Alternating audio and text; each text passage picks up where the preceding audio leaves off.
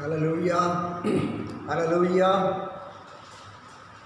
நன்மையான காலங்களிலே கர்த்தரை நாம் மகிமைப்படுத்தும்படியாக கடந்து வந்திருக்கிறோம். அன்பானவர்களே, இந்த சேனலை சப்ஸ்கிரைப் பண்ணாதவர்கள் சப்ஸ்கிரைப் பண்ணிக்கொள்ளுங்கள். அப்பொழுதுதான் நாங்கள் போடுகிற கர்த்தருடைய வார்த்தை உங்களுக்கு வந்து சேரும். ஆண்டவராகிய இயேசு கிறிஸ்துவின் நாமத்தினாலே யாவருக்கும் வாழ்த்திலையும் சமாதானத்தையும் இந்த நல்ல நாளிலே தெரிவித்துக் கொள்கிறேன். கர்த்தர் நல்லவர், அவர் கிருபை என்றும் உள்ளது என்று வேதத்திலே நாம் வாசிக்கிறோம். இந்த நாளிலே நாம் வேதத்திலே ஒரு வசனத்தை வாசிக்கும் போது ஆண்டவர் இங்கே நமக்கு ஒரு அருமையான வாக்குத்தத்தத்தை இந்த நாளிலே கொடுத்திருக்கிறதானே காரியத்தை பார்க்கிறோம். அப்படி என்ன வாக்குத்தத்தத்தை தேவன் நமக்கு கொடுத்திருக்கிறார் என்று நாம் பார்க்கும்போது, எரேமியா தீர்க்கதரிசி எழுதின புஸ்தகம் 29வது அதிகாரம் 11வது வசனம் இவ்வாறு சொல்லுகிறது: நீங்கள் எதிர்பார்த்திருக்கும் முடிவை உங்களுக்கு கொடுக்கும்படிக்கு நான் உங்கள் பேரில் நினைத்திருக்கிற நினைவுகளை அறிவேன் என்று கர்த்தர் சொல்லுகிறார். அவைகள் தீமைக்கல்ல, சமாதானத்துக்கு ஏதுவானவைகள் என்று ஆண்டவர் சொல்லுகிறதானே காரியத்தை பார்க்கிறோம். ஆமென். நாம் ஒரு எதிர்பார்ப்போடு கூட நம்முடைய சிந்தனைகளே அநேக காரியங்களை நினைத்து கொண்டிருக்கிறோம். நமக்கு ஒவ்வொருத்தருக்கும் ஒவ்வொரு விதமான நினைவுகள் இருக்கிறது, ஒவ்வொரு விதமான சிந்தனைகள் இருக்கிறது, ஒவ்வொரு விதமான ஆசைகள் இருக்கிறது, ஒவ்வொரு விதமான சூழ்நிலை இருக்கிறது. ஆனால் கர்த்தர் இந்த நாளிலே ஆண்டவர் நமக்கு கொடுக்கிற வார்த்தை என்னவென்று சொன்னால், நாம் எதிர்பார்த்திருக்கிறதான நினைவுகள். என்ன நினைவுகள்? எதிர்பார்த்திருக்கிறதான நினைவுகள். ஆரம்ப நாட்களிலே ஆண்டவர் நமக்கு வாக்குத்தத்தங்களை கொடுத்தார். இந்த வாக்குத்தத்தங்கள் இதுவரைக்கும் நிறைவேறாதபடி அநேக தடைகள் வழியாக கடந்து போயிருக்கலாம், அல்லது வாக்குத்தத்தங்கள் நிறைவேறி கொண்டிருந்திருக்கலாம். ஆனால் சிலருக்கு அவர்கள் நினைத்த நினைவுக்கு பதில் இல்லாதபடி அப்படி ஓடிக்கொண்டிருக்கிறதான சூழ்நிலை உண்டு. சில நேரம் நாம் ஒரு காரியத்தை நினைக்கும் போது அது தீமையாய் நடக்குமோ, அல்லது நன்மையாய் நடக்குமோ, அல்லது அது மாறுபாடாக நடக்குமோ என்று சொல்லி நாம் வேதனைப்படுகிற சூழ்நிலை ஏராளம் இருக்கிறது. ஆனால் கர்த்தர் இங்கே சொல்லுகிறார், நாம் நம்முடைய நினைவுகளை கர்த்தர் அறிந்தபடினாலே, நம்முடைய எண்ணங்களை கர்த்தர் அறிந்தபடினாலே, நம்முடைய சிந்தனைகளை கர்த்தர் அறிந்தபடினாலே ஆண்டவர் நமக்கு கொடுக்கிற வார்த்தை, உன் நினைவுகளை நான் சரியாக செய்வேன், அது தீமைக்கல்ல நன்மைக்கு எதுவாய் செய்வேன் என்று ஆண்டவர் சொல்லுகிறதானே காரியத்தை பார்க்கிறோம். ஹல்லேலூயா. நீங்கள் எதிர்பார்த்திருக்கிற முடிவை உங்களுக்கு கொடுக்கும்படிக்கு என்று ஆண்டவர் சொல்லுகிறதானே காரியத்தை பார்க்கிறோம். ஆமென். ஆண்டவர் நாம் எதிர்பார்த்திருக்கிறதான காரியத்தை நமக்கு கொடுக்கும்படிக்கு என்று அவர் சொல்லுகிறார். ஹல்லேலூயா. நம்ம அநேக காரியங்களை எதிர்பார்க்கிறோம், ஆனால் அதற்கு ஆண்டவர் சில நேரம் கொடுக்கிறார், சில நேரம் கொடுக்காமல் போகிறார். ஆனால் இங்கே ஆண்டவர் நமக்கு ஒரு வாக்குத்தத்தத்தை, இந்த 7வது மாதத்தில் ஆண்டவர் நமக்கு ஒரு வாக்குத்தத்தத்தை கொடுக்கிறார். என்னவென்று சொன்னால், நான் உங்களுக்கு அதை கொடுக்கும்படி அதை நினைத்திருக்கிறேன், அதை அறிந்திருக்கிறேன் என்று ஆண்டவர் சொல்லுகிறதான காரியத்தை பார்க்கிறோம். எனக்கு அருமையான தெய்வம் பிள்ளையே, அவர் கொடுக்கிற அந்த ஆசீர்வாதம், அவர் நமக்கு வைத்திருக்கிறதான அந்த ஆசீர்வாதம், அது தீமைக்கு அல்ல, அது நன்மைக்கு எதுவாய் செய்கிற தேவனாய் இருக்கிறார். அவர் அல்லேலூயா சொல்லுவோமா? ஒரு அல்லேலூயா சொல்லுவோமா? ஆண்டவராய் இயேசு நம்முடைய வாழ்க்கையில் செய்கிற காரியங்கள் எல்லாம் நன்மைக்கு ஏதுவாய் செய்கிறதான காரியத்தை பார்க்கிறோம். ஆமென். ஹல்லேலூயா, ஹல்லேலூயா, ஹல்லேலூயா. வேதம் சில அநேக காரியங்களை நமக்கு தெளிவாக கொடுக்கிறதான காரியத்தை நாம் பார்த்து கொள்ள முடியும். ஆமென். ஹல்லேலூயா, ஹல்லேலூயா, ஹல்லேலூயா. இங்கே ஒரு வசனத்தை வாசிக்கும் போது, எசாயா தீர்க்கதரிசி புஸ்தகம் 55வது அதிகாரம் 12வது வசனம்: நீங்கள் மகிழ்ச்சியாய் புறப்பட்டு சமாதானத்தோடு கொண்டு போகப்படுவீர்கள், பர்வதங்களும் மலைகளும் உங்களுக்கு முன்பதாக கெம்பீரமாய் முழங்கி வெளியின் மரங்கள் எல்லாம் என்ன செய்யுமா? கைகொட்டும் என்று சொல்லப்படுகிறதானே காரியத்தை பார்க்கிறோம். ஆமென். ஹல்லேலூயா, ஹல்லேலூயா. நம்முடைய முடிவுகள் தேவன் எப்படி வைத்திருக்கிறார்?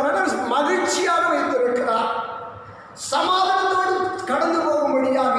சில நேரம் நாம் எதிர்பார்த்திருக்கிற நினைவுகள் நம்முடைய வாழ்க்கையில் சமாதானத்தை கொடுக்காதபடி கடந்து போகலாம். நாம் எதிர்பார்க்கிறதான காரியங்கள் நமக்கு சமாதானம் இல்லாதபடி கடந்து போகலாம். நாம் எதிர்பார்க்கிறதான ஆசீர்வாதங்கள் சமாதானம் இல்லாதபடியே போகலாம், மகிழ்ச்சி இல்லாதபடி துக்கமாக கடந்து போகலாம். ஆனால் ஆண்டவர் ஒரு வார்த்தை நமக்கு கொடுக்கிறார், நீங்கள் மகிழ்ச்சியாக கொண்டு போகப்படுவீர்கள். ஆமென். அல்லேலூயா, அல்லேலூயா. ஆனால் வேதம் சொல்லுது, உங்கள் துக்கம் சந்தோஷமாய் மாறும் என்று சொல்லப்படுகிறதான காரியத்தை பார்க்கிறோம். எனக்கு அருமையான தெய்வ பிள்ளையே, இந்த காலவழியிலே தேவன் நமக்கு கொடுக்கிற என்ன என்றால், நம்முடைய அவர் வைத்திருக்கிறதான முடிவு அது தீமைக்கு அல்ல, சமாதானத்துக்கு ஏதுவான, நன்மைக்கு ஏதுவானது என்று சொல்லப்படுகிறதா காரியத்தை பார்க்கிறோம். ஆமென். எந்த வழியை கடந்து போனாலும் ஆண்டவரை உறுதியாய் பிடித்து, ஆண்டவர் மேல் உறுதியான நம்பிக்கை வைத்து, ஆண்டவர் மேல் உறுதியான பற்றுதலை வைத்து, அவரை உண்மையாக ஆராதிக்கிற பிள்ளைகளுக்கு ஆண்டவர் எப்பொழுதும் எந்த ஒரு காரியத்தையும் தீமைக்கு எதுவாய் செய்கிற தேவன் அல்ல. ஆமென். அல்லேலூயா. சில நேரம் தீமையாய் வருகிறது போல இருக்கும், அது துக்கமாய் வருகிறது போல இருக்கும். ஆனாலும் கர்த்தர் அதை சமாதானமாய் மாற்றுவார். ஏனென்று சொன்னால், நம்முடைய நினைவுகள் எல்லாம் அவர் அறிந்திருக்கிறாரா, நம்முடைய எண்ணங்களை கர்த்தர் அறிந்திருக்கிறார், நம்முடைய சிந்தைகளை கர்த்தர் அறிந்திருக்கிறார். ஆமென். அல்லேலூயா, அல்லேலூயா. சில நேரம் நம் சிந்தையை யாராலும் அறிந்து கொள்ள முடியவில்லை. என்னுடைய வேதனை உங்களுக்கு யாருக்கு தெரியும் என்று சொல்லி அநேக முறை நாம் கலங்குகிற நேரம் உண்டு. ஆனால் ஆண்டவர் சொல்கிறார், உடைய முடிவுகள், உடைய நினைவுகள் எல்லாம் இந்த வருகிற நாட்களில் நான் நன்மையாய் மாற்றப் போகிறேன், உடைய எண்ணங்களை நன்மையாய் மாற்றப் போகிறேன். இதுவரைக்கும் நீங்கள் என்னென்ன காரியங்களை நினைத்து நினைத்து நினைத்து நினைத்து, ஓ இது எனக்கு வாழ்க்கையில் நடக்கவில்லையே, என்னுடைய நினைவுகள் எல்லாம் ஒன்றுமில்லாமல் போகுது என்று சொல்லி அங்காய்த்து கொண்டிருக்கிறதான தேவ பிள்ளையே, ஆண்டவர் இந்த காலங்களில் உங்களுக்கு கொடுக்கிறதான வார்த்தை என்று சொன்னார். ஆண்டவர் சொல்றார், உங்களுக்கு நான் செய்கிற காரியம் தீமைக்கு அல்ல, நன்மைக்கு எதுவாய் செய்வேன் என்று சொல்லி ஆண்டவர் சொல்லுகிறதான காரியத்தை பார்க்கிறோம். ஹல்லேலூயா, ஹல்லேலூயா. அங்கே அடுத்த வசனத்தை வாசிக்கும், முட்செடிகளுக்கு பதிலாக தேவ விருட்சம் எழும்புமாம். ஹல்லேலூயா. வேத வசனம் தெளிவாக நமக்கு சொல்லுகிறது. ஹல்லேலூயா. நம்முடைய நினைவுகளில் முட்செடி அல்ல, தேவ விருட்சம் கடந்து வருகிற சூழ்நிலையா இருக்கிறது என்பதை மறந்துவிடக்கூடாது. ஹல்லேலூயா. என்னுடைய பாதை முட்களாக இருக்கிறது, என்னுடைய பாதை வேதனைகளாக இருக்கிறது, என்னுடைய பாதை துக்கங்களாக இருக்கிறது, என்னுடைய பாதை மிகவும் வீழ்ச்சியாக இருக்கிறது. அங்காய்த்து கொண்டிருக்கிற தேவ பிள்ளைகளுக்கு ஆண்டவர் கொடுக்கிற வார்த்தை, உன்னுடைய வாழ்க்கை முட்கள் அல்ல, அது தேவ விருட்சமாய் கடந்து வரும். ஆமென். ஏனென்று சொன்னால், கர்த்தர் நம்முடைய நினைவுகளை அறிந்திருக்கிறார், நம்முடைய எண்ணங்களை கர்த்தர் அறிந்திருக்கிறார், நம்முடைய ஜெபங்களை கர்த்தர் அறிந்திருக்கிறார், நம்முடைய வேண்டுதலை கர்த்தர் அறிந்திருக்கிறார், நம்முடைய குறைகளை கர்த்தர் அறிந்திருக்கிறார், நம்முடைய தேவைகளை கர்த்தர் அறிந்திருக்கிறார், நம்முடைய சரீர சுகத்தை கர்த்தர் அறிந்திருக்கிறபடினால தான் எல்லாவற்றையும் அவருக்கு முன்பதாக நிர்வாணமாக இருக்கிறது. அப்படின்னாலே எனக்கு அருமையான தெய்வ பிள்ளையே, அவர் எல்லாவற்றையும் அறிந்திருக்கிறபடினால தான் ஆண்டவர் சொல்கிறார், உன் நினைவுகளை நான் அறிந்திருக்கிறேன், அது தீமைக்கல்ல நன்மைக்கு எதுவாய் மாறும் என்று சொல்லுகிறதான காரியத்தை பார்க்கிறோம். அல்லேலூயா. தீமைக்கல்ல என்று ஆண்டவர் சொல்லுகிறதான காரியத்தை பார்க்கிறோம். நம்முடைய வாழ்க்கையில் அநேக காரியங்கள் தீமையாக எழும்புறது போல இருக்கும், அநேக காரியங்கள் துக்கமாய் நடக்கிறது போல இருக்கும். ஆனால் எல்லாவற்றையும் ஆண்டவர் சமாதானத்துக்கு எதுவாய் நடத்துகிறார் என்பதை மறந்துவிடக்கூடாது. ஹல்லேலூயா, ஹல்லேலூயா, ஹல்லேலூயா, ஹல்லேலூயா. அது மாத்திரமல்ல, இங்கே சங்கீதக்காரன் சொல்லும்போது 40வது சங்கீதம் 5வது வசனம் சொல்லுகிறது, உன் தேவனாகிய கர்த்தர் நீங்கள் நிமித்தம் செய்து, கர்த்தாவே நீர் நிமித்தம் செய்து உம்முடைய அதிசயங்களும் உம்முடைய யோசனைகளும் அநேகமாயிருக்கிறது. ஹல்லேலூயா, ஹல்லேலூயா. இதுவரைக்கும் தேவன் நமக்கு செய்த காரியங்கள், அவர் நமக்கு செய்த அதிசயங்கள், தேவன் நமக்கு பாராட்டின கிருபைகள் அதிகமாயிருக்கிறதா. ஆமென், ஹல்லேலூயா. நம்ம சொல்லுவாங்க, வேதத்தில் நீங்கள் வேதத்தில் வாசிக்கிறோம், வேதத்தை தியானிக்கிறோம், வேதத்தின்படி நடக்கிறோம், ஆண்டவர் நமக்கு ஒன்றும் செய்யணும்னு சொல்லிக் கொண்டிருக்க அருமையான தேவ பிள்ளைகளே, தேவ சமூகத்தில் அமர்ந்திருந்து பாருங்க. ஒவ்வொரு நாளும், ஒவ்வொரு நொடி பொழுதும், ஒவ்வொரு நிமிஷமும் தேவன் நம்மை அதிசயமாய் நடத்துகிறார், ஆச்சரியமாய் நடத்துகிறார். இந்த கொள்ளை நோய் நாட்களில் இதுவரைக்கும் தேவன் நமக்கு ஜீவனை கொடுத்து வைத்திருக்கிறாரே, அது பெரிய கிருபை அல்லவா? பெரிய கிருபை. எனக்கு அருமையான தெய்வ பிள்ளையே, கர்த்தருடைய கரத்தில் விட்டு கொடுக்கும் போது அவை நம்மை நடத்துகிற தேவனாய் இருக்கிறார் என்பதை நாம் மறந்துவிடக்கூடாது. ஹல்லேலூயா. அவர் நம்மை நடத்துகிற விதமே வேறு என்பதை நாம் மறந்துவிடக்கூடாது. ஆமென், ஹல்லேலூயா. இங்கே பார்க்கும்போது ஏசாயா 55வது அதிகாரத்தில் 7வது வசனம், துன்மார்க்கன் தன் வழியையும் அக்கிரமக்காரன் தன் நினைவுகளையும் விட்டு கர்த்தரிடத்தில் திரும்ப என்கிறதான காரியத்தை பார்க்கிறோம். எனக்கு அருமையான தேவ பிள்ளையே, உன் நினைவுகளை அவர் அதிசயமாக, ஆச்சரியமாக, நன்மையாக, சந்தோஷமாக, மகிழ்ச்சியாக மாற்ற வேண்டும் என்று சொன்னார். தேவ சமூகத்தில் நாம் திரும்ப வேண்டும் என்று ஆண்டவர் சொல்லுகிறதான காரியத்தை பார்க்கிறோம். அவரிடத்தில் அவன் மேல் மனதுருகுவார் என்று சொல். தேவனிடத்தில் திரும்பும் போது எந்த மனுஷனாக இருந்தாலும், அக்கிரமக்காரனாக இருந்தாலும் சரி, துன்மார்க்கனாக இருந்தாலும் சரி, எப்படிப்பட்ட தேவனுக்கு பிரியமில்லாத காரியம் செய்கிற ஒரு மனுஷனாக இருந்தாலும் சரி, நீ தேவனிடத்தில் திரும்பும் போது அவர் மனதுருகிற தேவனாக இருக்கிறார் என்பதை மறந்து விடக்கூடாது. அவர் மனது உருகினால்தான் உன் நினைவுகளை அவர் அறிந்து கொள்ள முடியும், உன் சிந்தனைகளை அவர் அறிந்து கொள்ள முடியும், உனக்கு தீமைக்கு பதிலாக நன்மையை செய்ய முடியும் என்பதை மறந்து விடக்கூடாது. நீ தேவனிடத்தில் திரும்பும் போது அவர் உன்னுடைய வாழ்க்கையில் ஒரு பெரிய ஆசீர்வாதத்தை அவர் கட்டளையிட போதுமானவராக. என் நினைவுகள் உங்கள் நினைவுகள் அல்ல, உங்கள் வழிகள் என் வழிகளும் அல்ல என்று கர்த்தர் சொல்லுகிறதானே காரியத்தை பார்க்கிறோம். ஆமே, நம்முடைய நினைவுகள் அவருடைய அல்ல, அவர் நினைவு வேற, நம்முடைய நினைவு வேற. ஆமே, நம்முடைய வழி வேற, அவருடைய வழி வேற.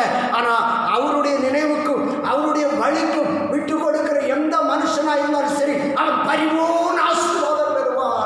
அவன் நினைத்ததெல்லாம் வாய்க்கும், அவன் கேட்கிறதெல்லாம் பெற்றுக்கொள்வான் என்று வேதம் சொல்லுகிறதான காரியத்தை பார்க்கிறோம். அல்லேலூயா. பூமியை பார்க்கலும் வானங்கள் எப்படி உயர்ந்திருக்கிறதோ அப்படியே உங்கள் வழியை பார்க்கலும் என் வழிகள், உங்கள் நினைவுகளை பார்க்கலும் என் நினைவுகள் உயர்ந்ததாக இருக்கிறது. அல்லேலூயா, அல்லேலூயா. நம்ம ஒரு சில காரியத்தை ஆண்டவரிடத்தில் நினைப்போம். ஆண்டவர் எனக்கு இது செஞ்சால் பரவாயில்ல, எனக்கு இந்த வழியை வாய்க்க வச்சா பரவாயில்ல, ஆண்டவர் எனக்கு இந்த வழியில் நடத்தினா பரவாயில்லன்னு நம்ம நினைப்போம். ஆனால் வானங்களுக்கு மேலாக அவருடைய வழியும் அவருடைய நினைவுகளும் உயர்ந்திருக்கிறதா. நம்முடைய நினைவுகளை பார்த்து நமக்கு செய்ய வேண்டிய காரியங்கள் பெரியதாக இருக்கிறது என்று ஆண்டவர் சொல்லுகிறதான காரியத்தை பார்க்கிறோம். ஆனால் தான் உன் நினைவுகள் என் நினைவுகள் அல்ல, உன் வழிகள் என் வழிகளும் அல்ல, அது வானங்களுக்கு மேலாக உயர்ந்திருக்கிறது என்று ஆண்டவர் சொல்லுகிறதான காரியத்தை பார்க்கிறோம். எனக்கு அருமையான தெய்வ பிள்ளையே, அவருடைய நினைவுகள் உயர்ந்த நினைவுகள், அவருடைய வழிகள் உயர்ந்த வழிகள் என்பதை நாம் மறந்துவிடக்கூடாது இந்த கால வேளையில். ஹல்லேலூயா, ஹல்லேலூயா, ஹல்லேலூயா. அப்படியே உன் வாயிலிருந்து புறப்படும்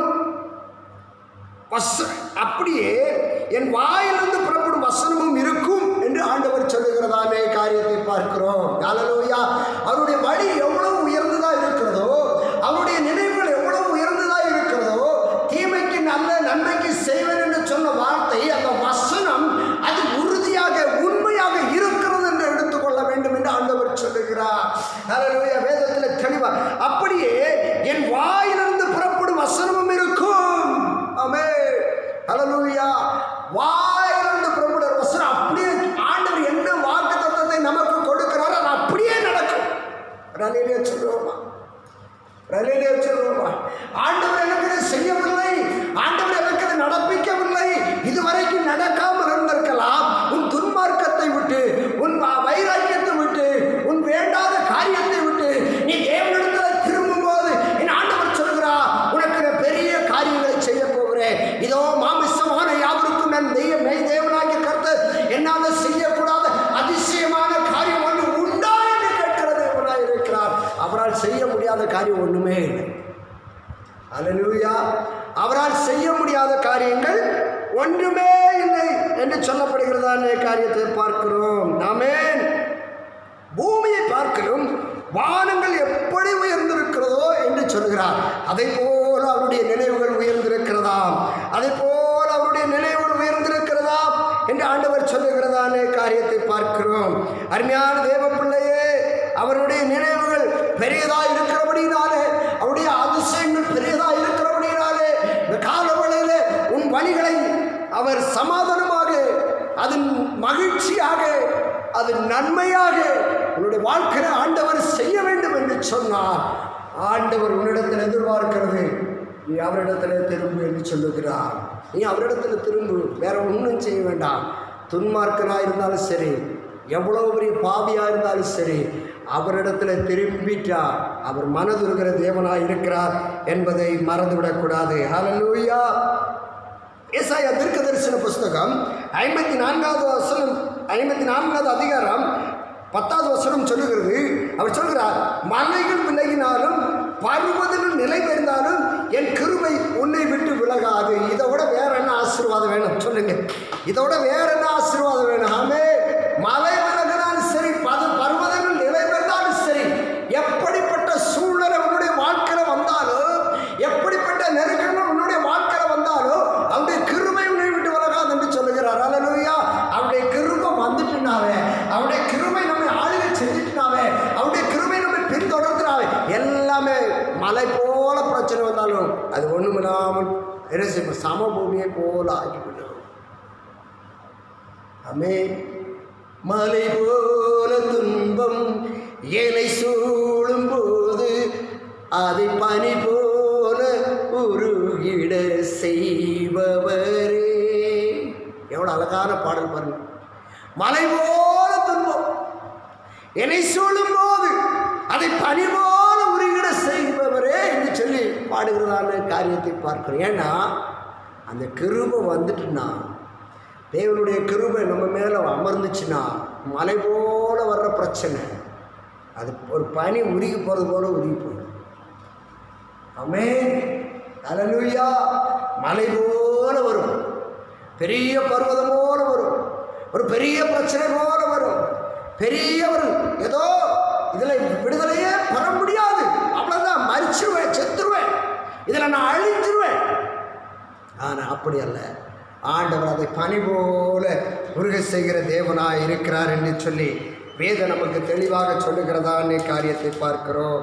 அல்லேலூயா, அல்லேலூயா. மலை போல மலைகள் விலகினாலும், பர்வதங்கள் நிலை வந்தாலும், என் கிருபை உன்னை விட்டு விலகாமலும், என் சமாதானத்தின் உடன்படிக்கை நிலை பெறாமலும் இருக்கும் என்று உன்மேல் மனதுருகிற கர்த்தர் சொல்லுகிறார் என்று ஏசாயா தீர்க்கதரிசி சொல்லுகிறதான காரியத்தை. மலை போல பிரச்சனை வந்தாலும் சரி, பர்வதங்கள் பெரிய பர்வதமாக இருந்தாலும் சரி, ஆனால் என் கிருபை உன்னை விட்டு விலகாது. அது மாத்திரமல்ல, என் கிருபை உன்னை விட்டு விலகாது, என் சமாதானத்தின் உடன்படிக்கை. நாம என்ன உடன்படிக்கையா? சமாதானத்தின் உடன்படிக்கை. யாரெல்லாம் அந்த காலங்களில் இருதயத்தில் சமாதானம் இல்லை, இருதயத்தில் சமாதானம் இல்லை, இருதயம் நொறுங்கி கொண்டு இருக்கிறதா? அநேகருக்கு பார்த்தீங்கன்னா வெளியே பார்த்தீங்கன்னா அவ்வளவு பெரிய ஏதோ பெரிய சந்தோஷமாக இருக்கிறது போல இருப்பாங்க. ஆனால் உள்ளத்துக்குள்ள, தன்னுடைய இருதயத்துக்குள்ள பலவிதமான வேதனை குலுங்கி கொண்டிருக்கும், சமாதானமற்ற நிலைமையில் அவருடைய வாழ்க்கையில சமாதானம் இல்லாதபடி இருளாக இருக்கும். ஆனால் ஆண்டவர் சொல்றார், உங்கள் வாழ்க்கையில் இருக்கிற இருளை அவர் வெளிச்சமாய் மாற்றுவார். எப்போ தெரியுமா? அவரிடத்துல மனம் திரும்பி வரும்போது. மனதுருகிற கர்த்தர் சமாதானத்தின்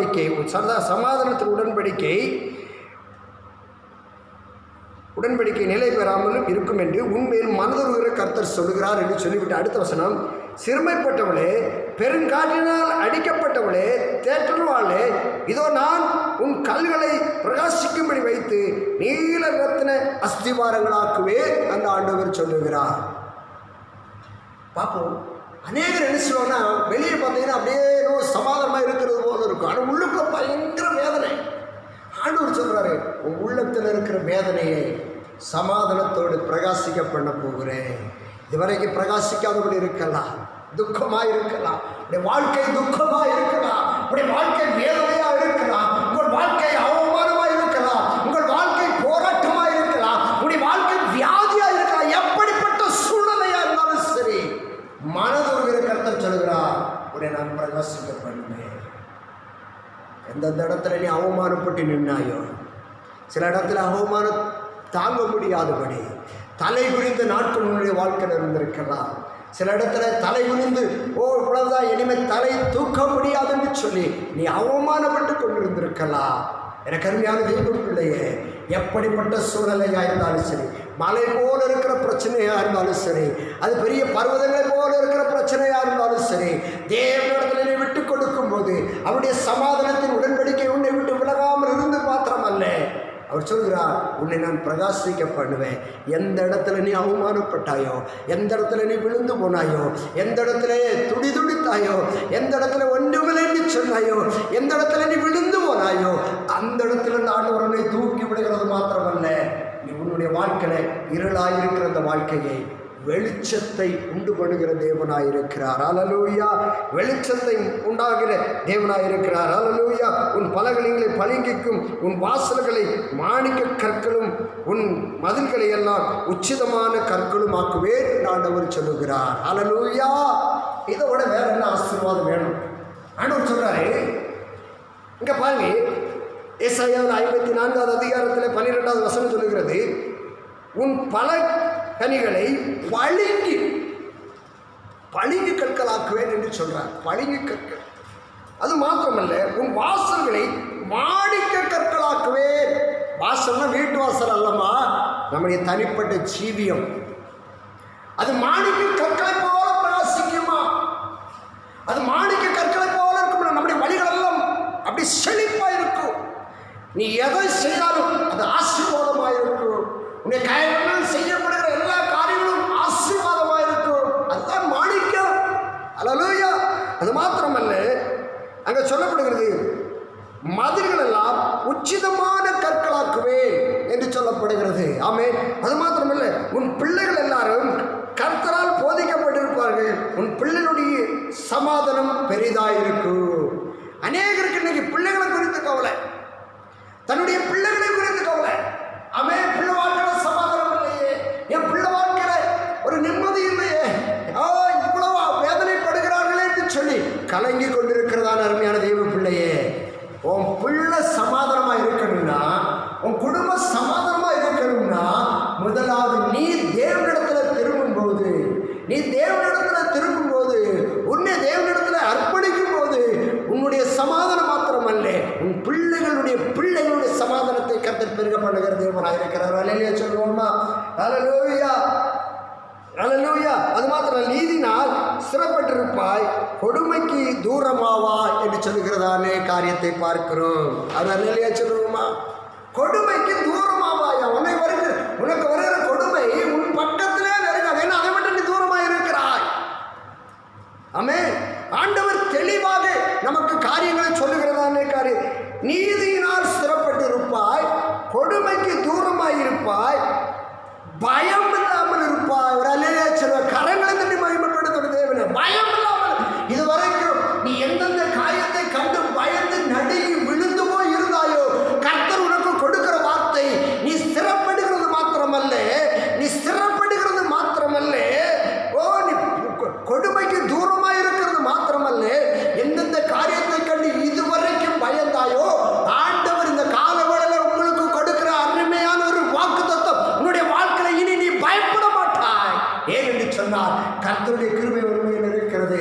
உன்னுடைய நினைவுகளை அறிகிற ஒரு தேவன் இருக்கிறார். உனக்கு நன்மை செய்கிற ஒரு தேவன் இருக்கிறார். அவர் பெயர் தான் ஆண்டவராகிய இயேசு கிறிஸ்து. இந்த இயேசு கிறிஸ்துவிடத்தில் நீ திரும்பும் போது ஆண்டவர் உனக்கு நன்மையை செய்ய வல்லவராய் இருக்கிறார். இதோ உனக்கு விரோதமாய் கூட்டம் கூடினால் அது என்னால கூடுகிற கூட்டம் அல்ல.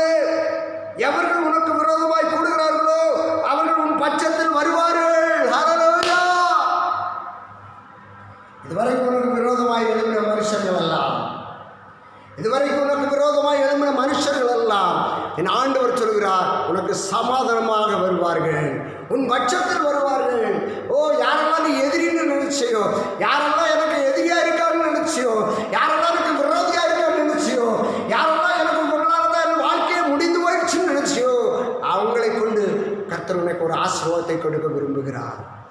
அல்லேலூயா சொல்லுவோமா? அவர்களை கொண்டு உனக்கு ஒரு ஆசீர்வாதத்தை கொடுக்க விரும்புகிறார். ஆமென். அவர் பெரிய தேவன் என்பதை நாம் மறந்துவிடக்கூடாது. 35வது அதிகாரத்தில் வாசிக்கும் போது, ஏசாயா 35வது அதிகாரம் 2வது வசனம், அது மிகுதியாய் செழிப்பித்து ஆனந்த களிப்புடன் பாடும், லீபனோனின் மகிமையும்